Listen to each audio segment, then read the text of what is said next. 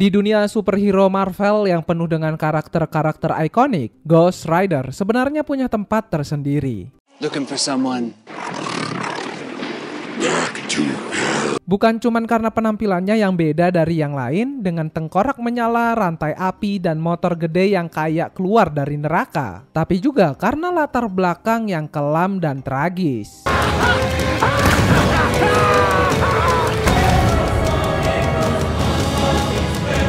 Ini bukan pahlawan tipikal yang berjuang demi kebenaran atau keadilan, tapi sosok yang lebih seperti antihero, dihantui masa lalu dan dikendalikan kekuatan dari dunia lain.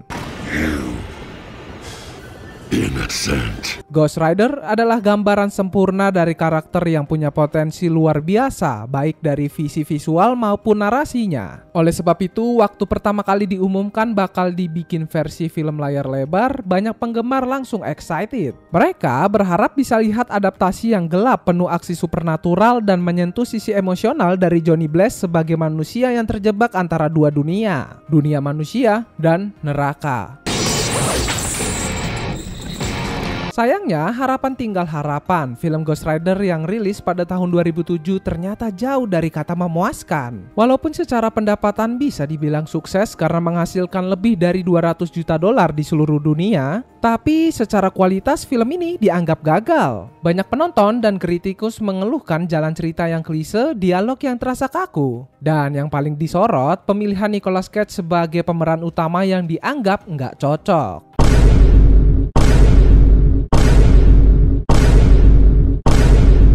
Di sini bukan berarti Cage merupakan aktor yang buruk, tapi pembawaan karakternya terasa nggak pas dengan sosok Johnny Blaze yang seharusnya kelam dan penuh penderitaan.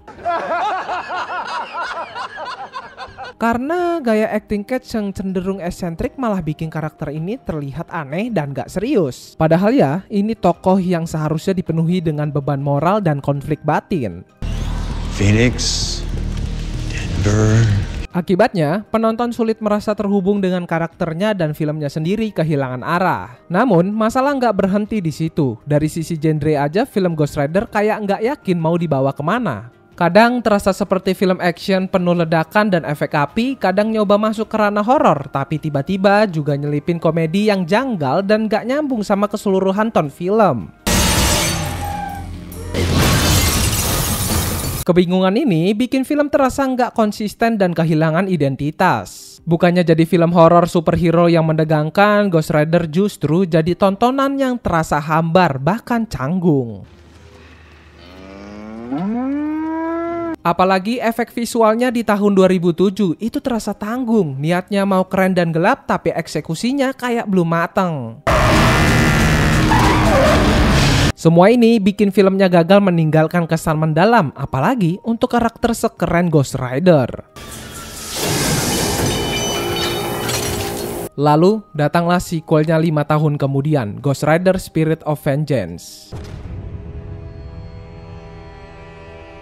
Yang katanya mau membawa perubahan, disutradarai oleh duo kreatif di balik film Crank. Film ini mencoba tampil lebih liar, lebih edgy, dan lebih dekat dengan gaya visual komiknya. Bahkan ada beberapa momen yang secara visual lebih berani dan lebih brutal dibandingkan film pertama.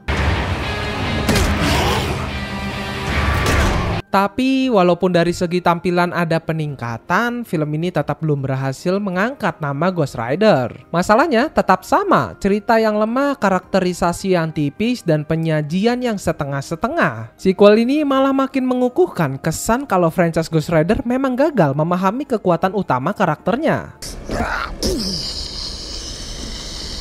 Sisi horor dan supernatural yang seharusnya jadi senjata utama malah cuma jadi pelengkap. Sementara drama personal Johnny Blaze kembali nggak digali dengan baik. Padahal ya, kalau kita mundur sedikit ke masa keemasan Ghost Rider di dunia komik, terutama era tahun 90-an, kita bisa lihat gimana Marvel benar-benar memaksimalkan potensi karakter ini. Ghost Rider bukan cuma Johnny Blaze, tapi juga muncul dalam versi Danny Cage yang punya latar belakang berbeda namun tetap sama gelap dan kompleks. Hey, did you ever see a lot of people didn't like this movie, but I like this movie Ghost Rider. Do you like Ghost Rider? Oh, the one with Nick Cage? Yeah, but the skeleton goes on fire.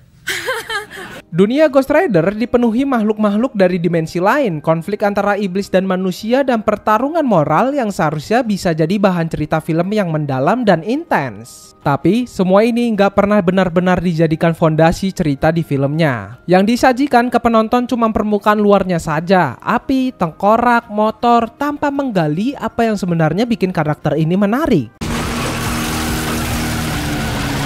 Setelah 2 film yang gagal menyentuh potensi aslinya, hak atas karakter Ghost Rider akhirnya kembali ke tangan Marvel. Ini sebenarnya jadi harapan baru, apalagi Marvel dikenal lebih cermat dalam mengatur karakter-karakter mereka baik di film maupun serial. Bahkan Ghost Rider sempat muncul di serial Agents of S.H.I.E.L.D. dalam versi Robbie Reyes. Ya, versi ini justru mendapat respon positif karena nuansa yang lebih kelam dan penampilannya lebih cocok untuk karakter Ghost Rider. Banyak yang berharap Marvel akan lanjut mengembangkan karakter ini. Bahkan sempat ada rencana bikin proyek horor khusus di platform Hulu. Tapi sampai sekarang rencana itu nggak pernah benar-benar jadi kenyataan. Sebenarnya sih masalah terbesar dari kegagalan adaptasi Ghost Rider adalah pendekatan yang nggak tepat sejak awal. Karakter ini seharusnya dibawa ke arah yang lebih horor, lebih serius, dan berani tampil beda dari film-film superhero mainstream. Tapi film-film sebelumnya malah main aman, terlalu mencoba untuk nyenengin semua penonton dan akhirnya malah nggak memuaskan siapapun. Aduh, oke deh, sekarang coba kita masuk ke pembahasan lebih dalam tentang pemilihan Nicolas Cage sebagai Johnny Blaze. But what's interesting is nobody asked me about going back to Ghost Rider. That was a question that came up, and they weren't asking about Ghost Rider. They're asking what do you think of the Marvel movies, and I gave my opinion about it. Yang jadi salah satu faktor utama kenapa Ghost Rider nggak bisa maksimal. Di atas kertas ini mungkin terlihat seperti keputusan yang masuk akal. Nicolas Cage adalah aktor dengan nama besar, dia punya pengalaman di film aksi dan pastinya bisa membawa hype tersendiri buat penonton umum. Pada awalnya, banyak yang berpikir bahwa Cage bisa membawa energi yang dibutuhkan untuk memerankan karakter seperti Johnny Blaze, yang dimana seorang stuntman dengan nasib tragis. Tapi, kenyataannya karakter Johnny Blaze butuh kedalaman emosional yang jauh lebih dalam daripada sekedar bintang besar. Johnny adalah karakter yang punya konflik batin yang kuat, seorang stunt rider yang menjual jiwanya ke iblis demi menyelamatkan orang yang ia cintai, lalu dihantui oleh kekuatan yang tak diinginkan. Karakter ini seharusnya bisa menggugah penonton dengan kisah tragis dan penuh penyesalan. Namun di film ini lapisan-lapisan emosional nyaris nggak terasa. Sebaliknya, Cage sering tampil terlalu teatrikal, berlebihan dalam ekspresi wajah dan gesturnya. Dia nggak memberi ruang bagi penonton untuk benar-benar merasakan penderitaan tokohnya. Dan malah membuatnya tampak seperti berlebihan atau tidak alami.